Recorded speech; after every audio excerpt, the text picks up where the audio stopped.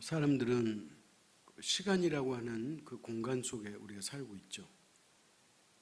그래서 시간은 세 개로 나눌 수가 있어요. 하나는 과거. 과거는 이미 지나간 시간이에요. 현재 살고 있는 현재. 그리고 앞으로 내 것이 될지 안 될지 모르겠지만 우리 앞에 미래라고 하는 시간이 있다는 거예요. 그래서 시간은 과거, 현재, 미래가 있는데 그 중에 가장 중요한 시간은 어느 시간일 것 같아요? 당연하죠. 현재가 가장 중요해요. 그렇다면 신앙생활도 마찬가지로 현재가 중요해요. 우리가 이런 그 꼰대라고 하는 말 속에 이런 말이 있잖아요. 나 때는 이런 말이 있잖아요. 이게 무슨 얘기냐면 나는 옛날에는 나 이렇게 살았다. 그 얘기예요. 그러니까 무슨 말이냐면 현재는 신앙생활을 열심히 하지 못하면서 내가 그래도 과거에는 청년 때는 언제는 젊었을 때는 내가 그래도 나름대로 열심히 했다. 그렇게 말하는 사람이 있는데 사실 그거는 별 의미가 없어요. 왜? 지금이 중요하거든. 현재가 중요한 거예요. 현재가. 또 어떤 사람은 내가 형편이 좀 나으면 내가 이 다음에 예수님을 열심히 믿겠다 그러는데 그것처럼 어리석은 일이 없어. 어떤 부자가 농사를 지어가지고 소출이 많았어요. 그래서 기분이 너무 좋은 거예요. 그래가지고 자기 영혼한테 말해요. 내 영혼아, 내가 쓸 물건이 너무나 많다.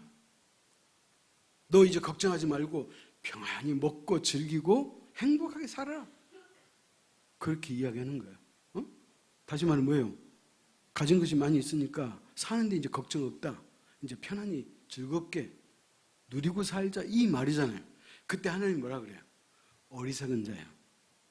내 영혼을 오늘 밤 내가 데리고 가면 그 너의 재물이 누구 것이 되겠느냐 그런 거예요. 그러니까 이 다음에 내가 형편이 나아지면 내가 열심히 신앙생활 하겠다고 하는 것은 그건 어리석은 얘기예요. 지금이 중요한 거예요. 저는 여러분이 지금 여러분의 믿음을 키우고 지금 여러분의 믿음이 성장될 수 있기를 축원합니다. 여러분 노아 시대에 하나님이 세상을 홍수로 심판하셨잖아요. 여러분 생각해 보세요. 그때도 상당수의 사람들이 살고 있을 때예요. 근데 얼마나 40주야를 하나님이 비를 내리시고 하늘의 궁창이 뚫려버리고 땅의 샘들이 터져버리니까 지구가 다 보여요. 지구가. 여러분 그래서 살아남은 사람이 몇 사람 있었다? 8사람 있었는데 그 유일하게 노아의 식구 8사람만 살아남았다는 거예요. 그렇다면 그 노아가 만든 그 방주라고 하는, 우리는 방주를 배라고 말하지만 실제로 배는 아니에요. 그냥 상자. 그러니까 노아 홍수라는 그 심판을 면하는 그 심판에서 피해간 사람은 어디 안에 있었다? 방주 안에 있었다. 방주 안에 있는 사람만 유일하게 8사람이 사는 거예요. 그래서 그들이 새로운 시조예요. 그렇다면 이것을 영적으로 말하면 그 방주는 누구를 상징하느냐? 예수 그리스도예요. 여러분 요한복음 15장에서 예수님이 그러잖아요. 나는 포도나무여 너희는 가지니 저가 내 안에 내가 저 안에 있으면 그 사람은 과실을 많이 맺나니 너희가 나를 떠나서는 아무것도 할 수 없습니다. 그러니까 방주 안에서 그 심판을 면했다는 말의 의미는 뭐냐? 우리가 그리스도 안에 있으면 심판을 면할 수 있다 그 말이에요. 여러분 그렇기 때문에 우리가 예수 안에 산다는 것이 그런 의미예요. 우리가 주 안에 산다는 것이 그런 의미예요. 여러분 믿음 안에 사는 모든 사람은 주 안에 사는 사람인 것을 믿으시기 바랍니다. 그래서 예수님이 이렇게 이야기해요. 찾아갑시다. 요한복음 5장 24절이에요.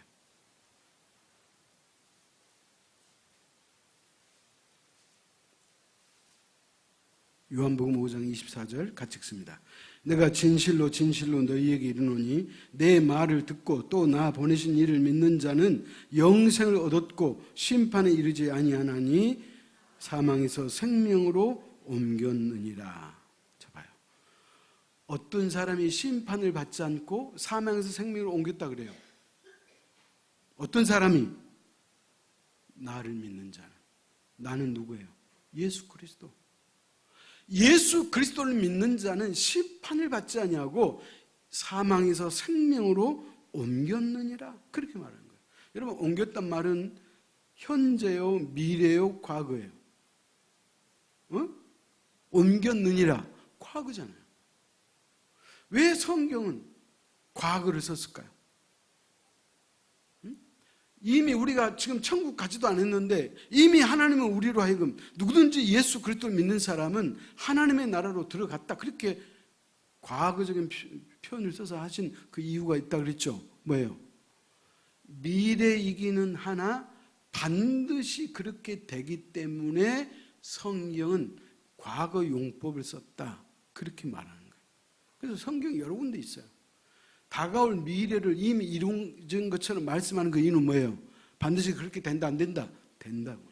사랑하는 성도 여러분, 저와 여러분이 예수 안에 있으면 반드시 심판을 면하고 영생을 얻게 되는 줄 믿으시기 바랍니다. 그렇기 때문에 뭐가 중요하다? 믿음이 중요하다 말입니다. 믿음이 중요해요. 믿는 것과 안 믿는 차이가 뭡니까? 여러분, 방주 안에 들어가고 방주 밖에 있는 사람과 그 차이는 뭐예요? 하나님의 말씀을 믿은 노아는 그런 날이 올 것을 대비하고 방주를 준비해서 방주 안에 들어가서 그가 살아났어요. 그러나 노아가 방주 짓는 걸 바라보면서 그냥 조롱하면서 손가락질하면서 저 멍청이 좀 보라고. 아니, 배를 만들려면 바닷가에 만들어야지 무슨 산 위에다 만든대? 도대체 뭘 실으려고 저렇게 어마어마한 배를 만드는 거야? 그렇게 말했던 모든 사람은 홍수 심판에 의해서 다 멸망당했다는 거예요. 그러니까 생과 사의 차이는 뭐예요? 믿음이에요. 그렇다면 저와 여러분이 믿음이 있다는 거예요. 그러면 그 믿음이 어떤 믿음이어야 돼요? 큰 믿음이어야 돼요. 오늘 백부장이라는 인물이 나오는데 이 백부장은 주님으로부터 인정받은 믿음이에요. 여러분, 예수 그리스도께서 이 백부장을 뭐라고 칭찬하죠? 내가 이스라엘 땅을 다녀보면서 이만한 믿음을 가진 사람을 본 적이 없다. 그만큼 큰 믿음이었어. 다른 말로 표현하면 주님으로부터 인정받는 믿음의 소유자였다. 그런 말이에요. 오늘 백부장은 말 그대로 로마의 군인 장교예요. 말 그대로 100명의 군인을 이끄는 장교라는 거예요. 우리식으로 표현하면 요즘으로 말하면 중대장 정도 되는 그런 사람이에요. 근데 이 백부장은 그는 이방인이었어요. 그럼에도 불구하고 그는 예수 그리스도를 믿었어요. 근데 어느 날 이 백부장에게 무슨 일이 벌어진 거예요? 자기 집에 하인이 병들은 거예요. 여러분, 좋은 말로 하인이지 심한 말로 말하면 노예라는 거예요. 노예. 근데 그 노예가 병들어서 그렇게 고통스러워하는 것을 이 백부장이 보면서 마음이 아픈 거예요. 여러분, 그래서 자기가 친분을 유지하고 있는 유대인의 장로들을 불러가지고 부탁을 하기를, 예수님이라는 분은 병든 자를 고치시고 죽은 자도 살리시고 기모거리를 고치시고 안전병을 일으키신다고 하니 그 예수라는 분을 통해서 우리 집 하인 좀 낫게 해주십시오라고 부탁을 했다는 거예요. 그래서 그 내용이 오늘 본문이다 그런 말이에요. 그렇다면 이 믿음이 그 사람의 질병을 치유하는 것뿐만 아니라 백부장 자신에게는 하나님의 살아계심을 친히 목도 경험했다는 거예요. 그렇다면, 그래서 오늘 제가 말씀의 제목을 뭘로 잡았죠? 믿음의 롤모델. 우리가 본받을 만한 믿음을 백부장이 가져 있으므로 우리도 백부장의 믿음을 좀 닮아보자, 이 말이에요. 백부장의 믿음을 닮을 수 있기를 축복합니다. 그렇다면 도대체 이분의 믿음이 어떤 믿음이었느냐? 첫째, 이 백부장의 믿음은 행함이 있는 믿음이었어요. 자, 2절 3절 교독합시다. 어떤 백부장의 사랑하는 종이 병들어 죽게 되었더니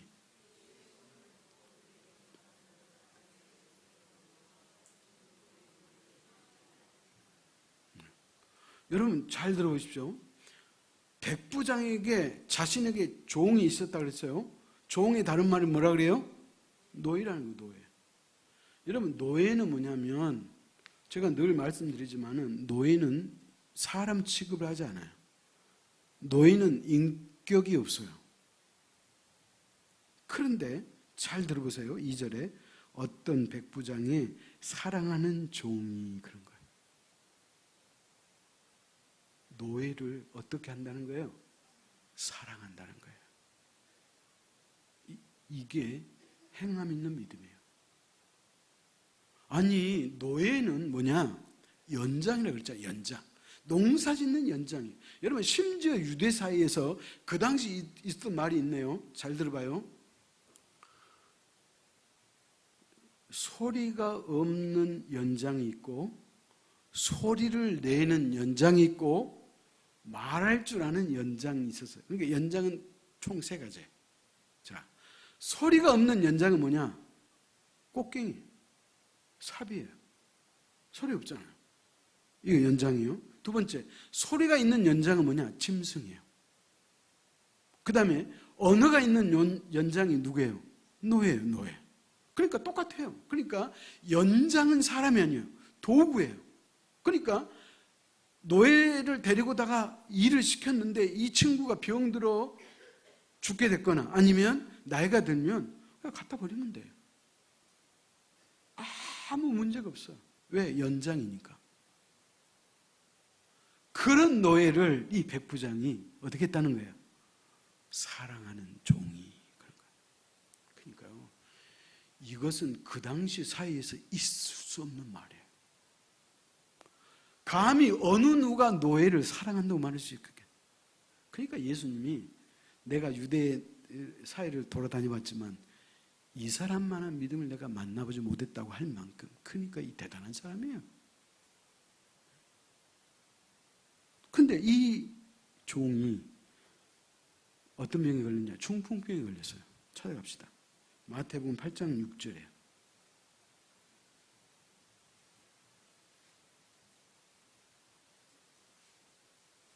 마태복음 8장 6절 같이 읽습니다.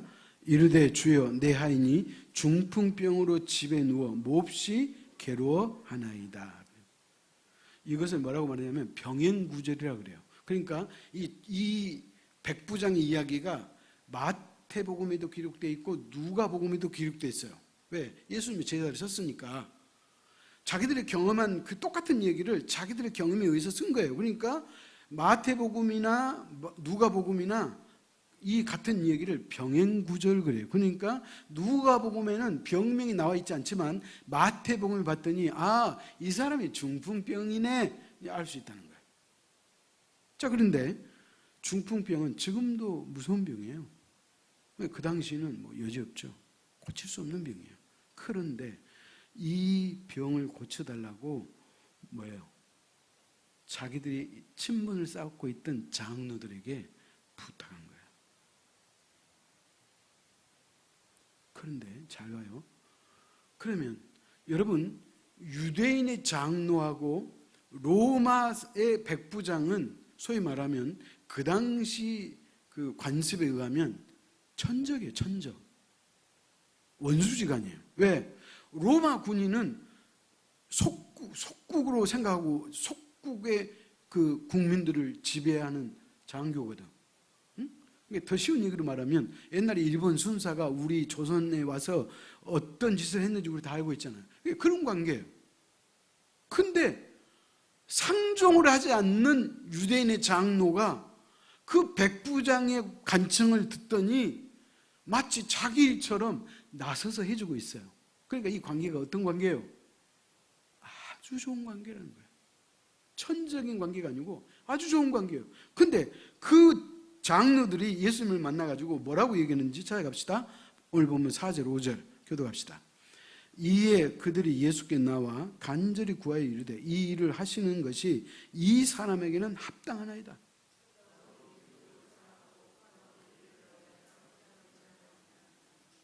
그러니까 잘 봐요. 이 유대인의 장로들이 예수님한테 뭐라고 소개하냐면, 예수님, 이 백부장은 비록 로마 군인이지만 이 사람은 보통 사람이 아닙니다. 이 사람의 하인의 병을 주님께서 치유해 주는 것은 마땅합니다. 반드시 그렇게 해 주셔야 됩니다. 이런 부탁이에요. 그러면서 뭐라 그래요? 백부장이 하는 일을 말했죠. 그는 우리 민족을 어떻게 하고? 사랑하고. 또 뭐라 그래요? 우리를 위해서 회당을 지어준 사람입니다. 그런 거예요. 요즘으로 말하면 이 백부장이 자기 사비를 들여가지고 교회를 지어서 줬다 이 말이에요. 그러니까 사람으로부터 어떤 거예요? 인정받는 거예요. 여러분, 지금 우리는 정독하잖아요. 지금 여러분이 읽는 책은 제목이 뭐예요? 누가복음이에요. 제가 이번에 서울을 올라가면서 제가 기차에서 이 본문을 내가 읽었어요. 왜? 나도 목사지만 내가 하루에 2장을 정독해야 되니까. 그 읽는데 내가 이번 주 설교 이거 해야겠다. 이 감동이 나에게 딱 온 거예요. 왜 왔다고요? 백부장이 하는 일을 보니까 이 사람은 정말로 이방인이지만, 유대인이 생각할 때는 이방이고 소위 말하면 원수지간이지만 그런 원수의 벽을 허물 만큼 이 사람은 소위 말하는 인격이 된 사람이다. 신앙인은 이런 인격을 가져야 되지 않겠어? 그런 생각까지 떠오르면서 내가 이번에 이 백부장 이야기를 설교해야 되겠다. 그 감동이 와서 여러분, 제가 오늘 설교하는 거예요. 그렇기 때문에 여러분, 이 백부장은 믿음과 행함이 일치된 사람이었다는 거예요. 행함 있는 믿음이 있다는 거예요. 우리가 머리로만 아는 성경 지금만 갖고 있는 그런 믿음이 아니고 실제로 내가 그 말씀대로 살아낸다는 거예요. 아멘? 저는 여러분이 이 말씀대로 살 수 있기를 축복합니다. 찾아갑시다. 야고보서 2장 14절.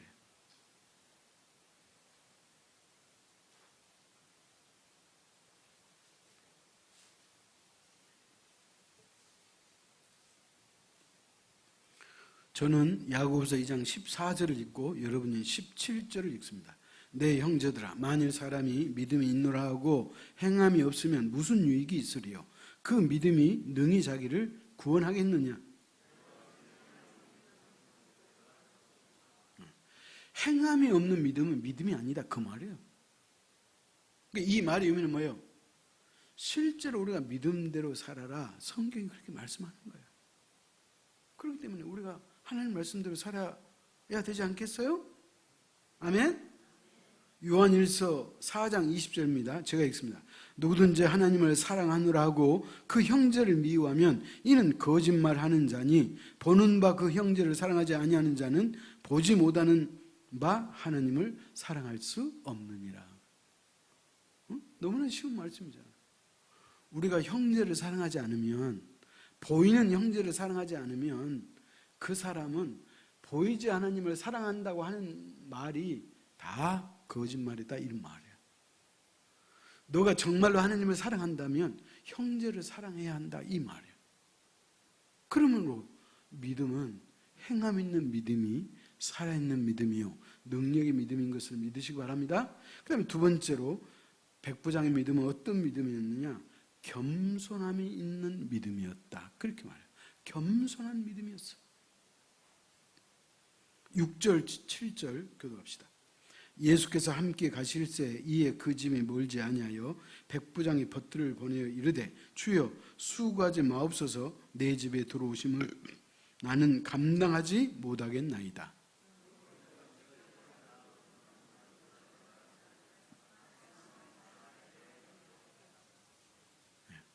잘 보십시오. 백부장이 유대인의 장로를 부탁했죠. 부탁해놓고 그냥 생각을 잊어먹고 살겠어요? 지금 예수님이 오시나 안 오시나 지금 그게 자기 관건이잖아요.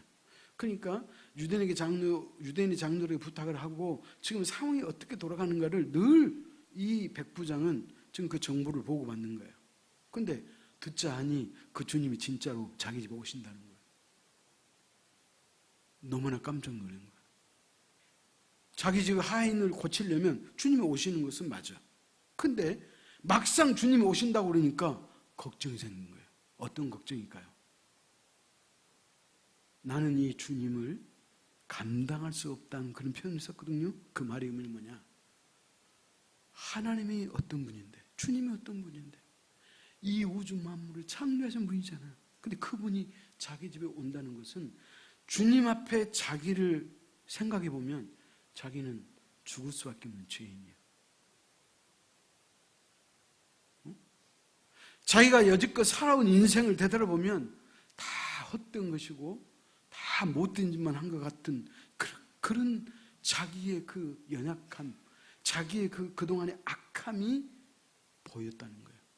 그래서 빨리 사람을 보내요. 자기 집에 주님 오시기 전에 사람을 보내가지고 주님 그렇게 수고하실 필요가 없습니다. 주님이 우리 집에 오시지 않아도 내 집에 내 종의 병을 고칠 수가 있습니다. 그렇게 말하는 거예요. 그러면서 뭐라 그래요? 잘 들어보세요. 나도 군대 장교라서 소위 말하면 부하들에게 이렇게 하라 그러면 이렇게 하고 저렇게 하라면 저렇게 합니다. 내 부하가 내 말대로 잘 듣고 이렇게도 하고 저렇게도 하는데 하물며 하나님이신 주님께서 우리 집에 오시지 않아도 주님께서 말씀만 하셔도 내 종이 낫겠나이다. 그렇게 말합니다. 여러분, 이게 믿음이에요. 이게 믿음이에요. 꼭 와서 치유가 아니에요. 그래서 예수 그리스도가 자기 집에 오시는 것을 감당할 수 없다고 오시지 않았으면 좋겠다 그렇게 말하는 거예요. 여러분, 테니치라고 하는 신학자는 이 구절을 이렇게 해석을 해놨어요. 내가 너무나 은혜가 돼가지고 이걸 갖고 왔어요. 잘 들어보세요. 백부장의 이 믿음은 겸손함이 배어있는 믿음인데 그는 주님을 자기 집으로 모신 것이 아니라 자기 가슴에 모셨다. 이렇게 말할 수 있는 이 백부장은 주님을 자기 집에 모신 것이 아니고 이미 그는 자기 마음에 모셨다. 그러니까 기적이 일어날 수 있다 없다?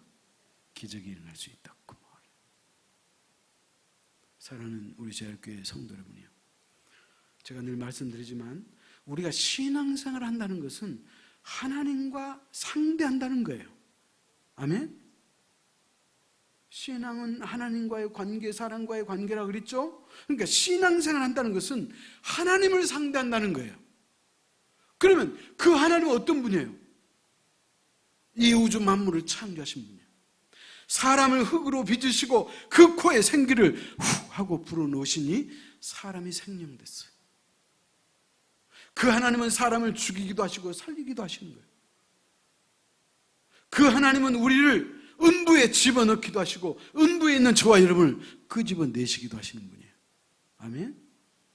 그렇기 때문에 신앙 안에서는 기적이 있다 없다? 기적이 있다는 거예요. 여러분,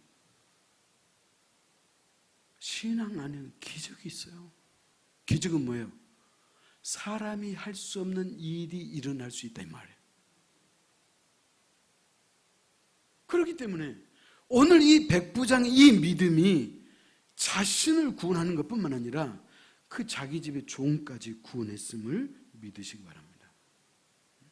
그렇기 때문에 백부장이 자기가 거만하고 자기가 로마 군인의 장교이기 때문에 자기 어떤 그 권세가 있잖아요. 그래서 자기는 가지 않고 장로들을 보내가지고 우리 집 하인 좀 치료해달라고 그런 부탁이 아니에요. 하나님 앞에 자신은 죄인이고 너무나 악한 사람이었고 하나님의 말씀대로 살지 못하는 것이 그렇게 어리석은 자신의 지난 날을 생각해 볼 때 하나님 앞에 자신이 도저히 감히 설 수가 없는 거예요. 그래서 그 겸손함 때문에 자기가 하나님 앞에 나서지 못하고 유대인의 장로들에게 부탁한 이유가 그 겸손함 때문에 그런 거예요. 여러분, 예수님의 제자였던 베드로가 고기를 잡았죠? 근데 예수님이 그 밤에 베드로를 찾아가요. 그래서 베드로에게 뭐라 그래요? 그물을 오른편에 던지라 그랬어요. 그러니까 베드로가 뭐라 그래요? 주님, 제가 밤새도록 그물을 던지고 물고기를 잡으려고 했지만 한 마리도 잡지 못했습니다. 그러나 주님이 말씀하시니까 제가 그물을 던지리이다 해서 그물을 던졌더니 그물이 찢어지도록 고기가 잡혔다 그랬어요. 그리고 나서 베드로의 행동이 뭔지 아시죠? 그는 주님 앞에 딱 서서 주님, 나는 죄인입니다. 이 고백을 하는 거예요. 위대하신 주님 앞에 자신은 죄인밖에 되지 않는다는 것을 고백하는 거예요.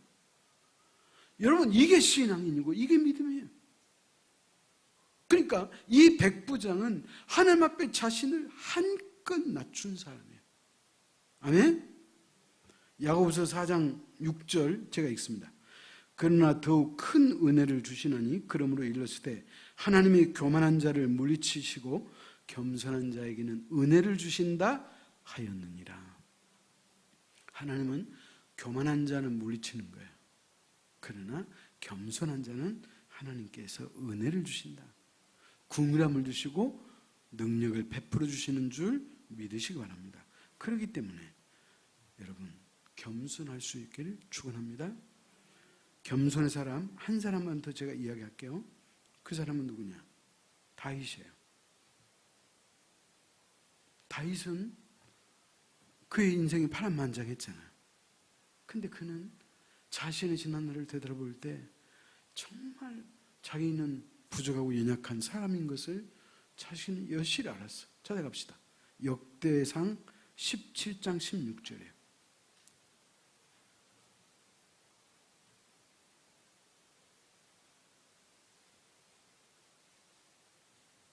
역대상 17장 16절이에요. 다윗의 그 겸손함이 그냥 묻어나오는 말씀이에요. 같이 읽습니다.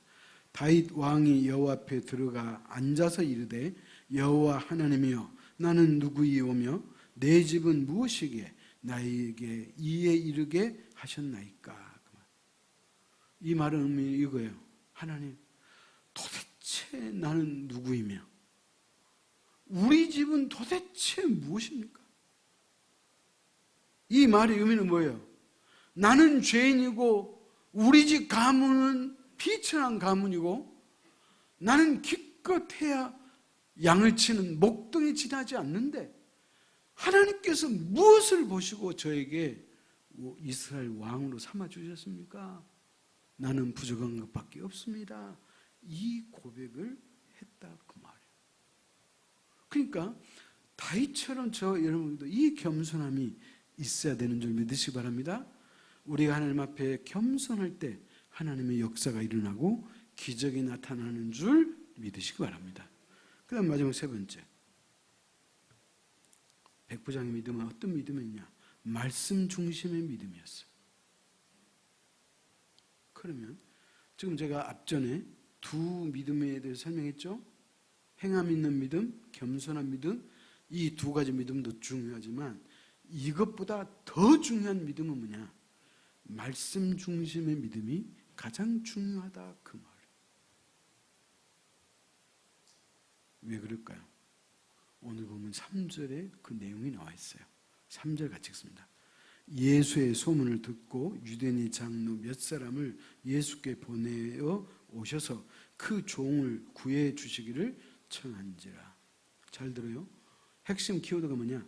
예수의 소문을 듣고 그 말이에요. 예수의 소문이 뭐다요? 예수님의 말씀이에요. 말씀. 그러니까 백부장이 이와 같은 믿음이 들어간 행함 있는 믿음, 겸손함의 믿음이 그에게 소위 말하면 묻어나올 수 있는 그 원동력이 뭐냐? 말씀이었다 이 말이에요. 말씀. 여러분, 그렇기 때문에 최고의 믿음은 뭐냐? 말씀 중심의 믿음이에요. 그렇기 때문에 여러분, 하나님의 말씀이 여러분에게 임하면 여러분에게 능력이 나타나는 거예요. 기적이 나타나는 거예요. 아멘? 말씀이 곧 육신이 돼서 우리 가운데 거하시는 그분이 누구예요? 예수 그리스도예요. 말씀 이꼴 곧 하나님이에요. 그렇기 때문에 말씀을 듣고 배우고 그 말씀을 읽고 묵상하고 사랑하면 여러분에게 믿음이 커지고 성장되는 줄 믿으시기 바랍니다. 단순히 믿음만 성장되는 게 아니에요. 그 믿음이 기적을 일으킨다 그 말이에요. 여러분, 그러니까 이방인 백부장이 어떻게 이 사람이 예수를 믿었다고요? 말씀을 듣고 그 말씀이 자기 가슴을 치니까 그대로 받아들였다 그 말이에요. 이해되지 않는다고 말씀을 거부하거나 말도 안 된다고 말씀을 무시하는 그런 행동을 하는 게 아니고 어떤 말씀이든지 그 말씀을 하나님의 말씀으로 받아들였다 그런 말이에요. 그래서 그에게 믿음이 커지고 그렇기 때문에 그에게 궁핍한 마음이 생기고 그래서 자기 종을 사랑하는 종이라고 했고 그 종이 아프니까 마치 자기가 아픈 것처럼 유대인의 장로들에게 부탁해서 그 질병을 치유해주는 이 놀라운 역사가 출발은 어디서? 말씀에서 시작됐음을 믿으시기 바랍니다. 그래서 오늘 본문 7절 중반절에 이렇게 말해요. 말씀만 하사 내 하인을 낫게 하소서. 나도 나무 수하에 든 사람이요 내 아래에도 병사가 있으니 이더러 가라 하면 가고 저더러 오라 하면 오고 내 종도로 이것을 하라 하면 하나이다. 여러분, 이게 뭐예요? 백부장의 믿음의 고백이에요. 저는 이 고백이 여러분에게도 있기를 축복합니다. 왜냐하면 말씀은 곧 능력이 있기 때문에 그래요. 잘 들으십시오. 말씀 이꼴 하나님, 말씀 이꼴 능력, 말씀 이꼴 기적이에요. 여러분, 창세기 1장 3절을 보면 하나님께서 하나님이 이르시되 빛이 있으라 하시니 빛이 있었고 그랬잖아요. 하나님이 이 우주 만물을 당신이 주물주물해서 만든 게 아니고 말씀으로 만드셨고요. 그러니까 하나님의 말씀이 곧 능력이에요. 여러분, 성경 읽어보십시오. 주님, 하나님이 그렇게 말씀하시니 말씀대로 이루어지니라. 그렇기 때문에 우리가 말씀을 받으면 그 말씀을 내 것으로 받아들이고 믿을 때 역사가 일어나는 줄 믿으시기 바랍니다. 그래서 말씀이 기적이에요. 찾아갑시다. 로마서 10장 17절에